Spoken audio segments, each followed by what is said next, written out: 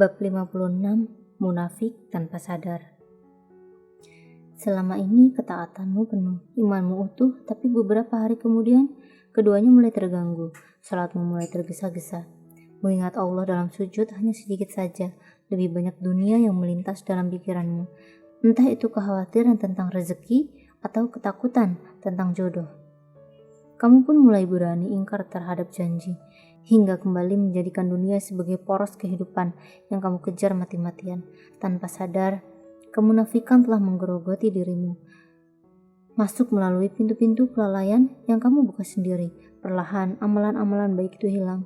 Jikapun bersisa, maka kenikmatan di dalamnya tiada lagi. Coba ambil napas sejenak untuk belajar lebih dalam. Jujurlah pada dirimu.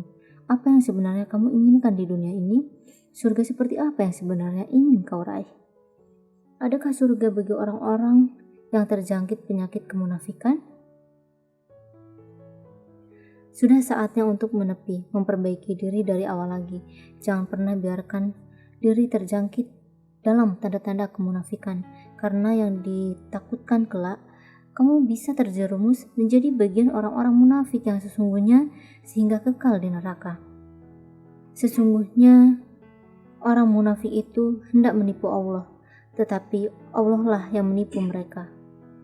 Apabila mereka berdiri untuk sholat, mereka lakukan dengan malas. Mereka bermaksud teriak ingin dipuji di hadapan manusia, dan mereka tidak mengingat Allah kecuali sedikit sekali. Quran Surat An-Nisa ayat 142. Bukan berarti ini menuntutmu untuk menjadi manusia sempurna tanpa celah, tanpa dosa. Bukan begitu, karena memang kita tak mampu menjadi manusia seperti itu. Tapi Allah berikan kita pilihan mau terus tenggelam dalam keburukan atau kembali pada jalan kebaikan. Pintu taubat Allah selalu terbuka bagi hamba yang ingin memperbaiki dirinya. Lantas, bagaimana bila satu waktu kita melakukan kemaksiatan lagi? Segera kembali. Kita tidak sempurna, tapi penerimaan Allah selalu sempurna. Bab 57, Pura-pura bertakwa.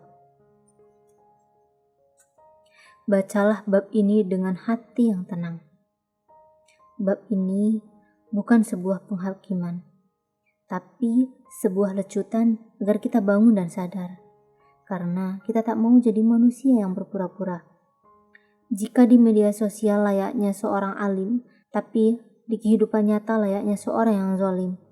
Ikrarkan, anti pacaran, tapi chat lawan jenis tak pernah berhenti walaupun sehari. Salat di hadapan orang seperti akan salat untuk terakhir kalinya, khusyuk luar biasa. Tapi ketika salat sendirian seperti ayam mematuk makanan, tak berjeda setiap gerakan, tergesa-gesa. Banyak membagikan nasihat agar terlihat seperti orang yang paling bijak, padahal dalam kehidupan nyata lalai kepada keluarga dan ibadah. Sungguh terlihat layaknya permata di hadapan manusia, tapi tidak ada nilainya di hadapan Allah. Rasulullah bersabda, "Maukah kalian aku beritahu sesuatu yang aku takutkan menimpa kalian daripada Dajjal?" Kami menjawab, "Tentu." Beliau bersabda, "Syirik yang tersembunyi, yaitu seseorang yang mengerjakan sholat lalu ia baguskan sholatnya karena ia melihat ada seseorang yang memandangnya." Hadis riwayat Ibnu Majah. Berharap mendapat pujian dari berpura-pura dalam ketaatan hanya akan membuat amalan itu terbang bagi butiran pasir bertiup angin. Sia-sia saja di sisi Allah, tapi tak akan menolong kita di akhirat nanti. Kalau begitu, aku tak mau jadi orang yang berpura-pura. Aku akan berhenti memberi nasihat karena aku belum baik. Aku akan berhenti berdakwah karena aku belum sempurna. Bukan seperti itu. Tetaplah memberi nasihat dengan juga berusaha semakin taat.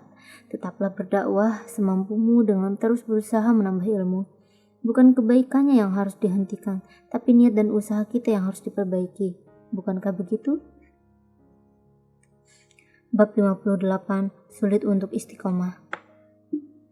Kamu mengeluh ibadahmu mulai berantakan, tak ada lagi kenikmatan dalam salatmu, dan jarakmu kepada maksiat semakin dekat, semakin akrab.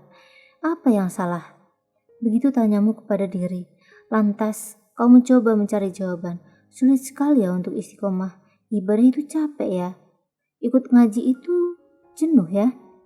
Begitulah kalimat-kalimat yang kini mulai bernaung di dalam pikiranmu.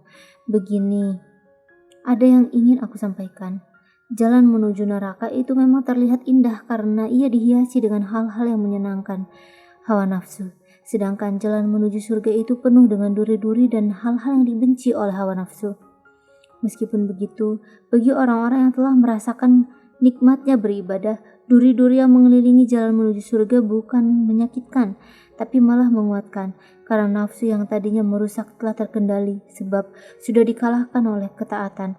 Ketika mereka diuji, mereka tak memaki, apalagi menghakimi Tuhan, karena mereka sadar ujian ada agar tak lelah tangan mereka berdoa, meminta pertolongan pada Allah. Apapun akan mereka korbankan, karena mereka pun tahu sulit yang mereka rasakan dalam taat tidak akan selamanya. Yang akan selamanya adalah balasan pahalanya. Surga menanti orang-orang yang bersabar, meniti jalan kebaikan, dan kenikmatan beribadah itu tidak akan bisa dirasakan oleh manusia-manusia yang imannya masih sebatas ucapan, belum mencapai di dalam sanubari. Maka itu saatnya kita memeriksa kembali siapa yang bertahta di dalam hati kita, apakah itu Allah atau yang lainnya. Jangan-jangan lisan saja yang hijrah, tapi tidak dengan hati. Ia masih tertawan kepada dunia dan mungkin kepada seseorang. Tidak mungkin bisa merasakan nikmat beribadah jika hati tak pernah utuh hadir saat beribadah. Bagaimana pula mau menghadirkan hati secara utuh apabila ia masih tertahan pada hal yang lainnya? Semoga Allah anugerahkan kepada kita kenikmatan dalam beribadah dan kekuatan dalam berhijrah. Tidak mudah memang mempertahankan keimanan di tengah derasnya fitnah akhir zaman. Orang pacaran di mana-mana, zina dianggap lumrah, liberalisme dianggap keren, sedangkan beragama malah dianggap kuno. Namun, kita tetap harus bertahan dalam keimanan karena itulah satu-satunya jalan untuk mendapatkan ridho dan surga Allah. Bab 59, saat dada terasa sesak. Setiap maksiat yang dilakukan pasti meninggalkan jejak. Tidaklah kesesakan itu ada kecuali karena maksiat. Tidaklah futur itu datang kecuali karena maksiat. Tidaklah sholat malam, tilawah harian, zikir pagi dan petang itu hilang kecuali karena maksiat. Semakin sering dilakukan, semakin kuasa ini menggerogoti kebaikan. Sedikit demi sedikit, setapak demi setapak, sampai kelak benar-benar melenyapkannya. Tutup handphonemu, bukalah mushafmu.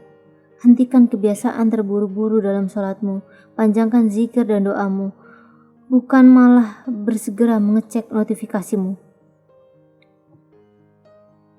Kita sebenarnya tahu bahwa ketenangan itu tidak ada pada game, pada stalking masa lalu, tapi tetap saja kita terus-menerus mengulang hal yang sama, membuat diri terus dirundung duka, membuat diri kehilangan nikmat dalam beribadah. Tak terasa sudah berhari-hari berlalu, bahkan hitungan bulan hanya kamu habiskan dalam kesia-siaan. Istirahatlah, ambil jeda agar tak terlalu terkekang oleh dunia. Jika hati terlalu kotor, hingga tak mampu duduk berlama-lama dengan Al-Quran, paling tidak cobalah untuk bangkit dari kasur, keluar dari rumah, lihatlah betapa dunia ini berjalan atas kuasa Allah. Janganlah menjebakkan diri pada hal yang terus menyesakkan hati. Matikan sejenak dunia media sosialmu, sungguh kehidupan nyata juga harus berada dalam perhatianmu. Bab 60, ketaatan butuh kesabaran. Walaupun zikir kita belum mampu menghadirkan ketenangan karena masih banyaknya noda-noda dosa di hati kita, walaupun sholat kita belum mampu khusyuk layaknya orang-orang soleh karena kita masih terlalu memikirkan dunia, walaupun amalan itu terasa seperti penggugur kewajiban saja karena tak turut hadir hati kita di sana, tetap lakukan, jangan tinggalkan, karena barangkali di zikir yang ke-1000 ketenangan itu baru Allah berikan, karena barangkali di sholat yang kesekian baru Allah hadiahkan kenikmatan. Paling tidak kita harus bersyukur Allah telah gerakan hati kita untuk beramal baik. Bukankah Allah berkata, bersyukurlah, maka akan aku tambah? Ketaatan juga butuh kesabaran. Kenikmatan beribadah juga butuh usaha untuk didapatkan. Bersabarlah, sungguh hatimu sedang Allah tempa, perlahan mengikis noda-noda dosa, hingga ia bersih kemudian siap menerima kenikmatan tertinggi dalam ibadah. Jangan menyerah walau kita belum mendapat khusyuknya, setidak-tidaknya kita mendapatkan istiqomahnya. Allah tahu hambanya sedang berusaha.